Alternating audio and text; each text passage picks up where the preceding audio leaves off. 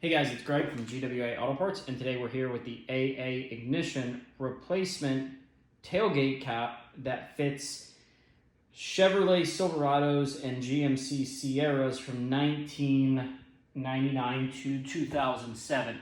So let's take a look at this cap here. So you'll see here this cap looks identical to the factory one. It's a direct replacement.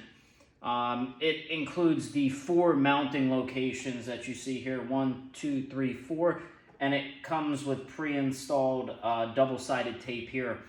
The installation is pretty straightforward. You're going to remove the 4 bolts and pull your old one off.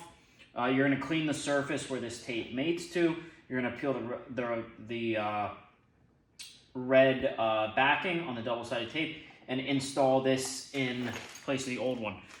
This also includes new hardware. So if we look at the hardware real quick, it includes new Allen head screws, an Allen head wrench, new washers, as well as new retaining nuts. So it's everything you need for the installation. If you guys have any questions about the spoiler, please feel free to reach out to us. We'll be glad to help.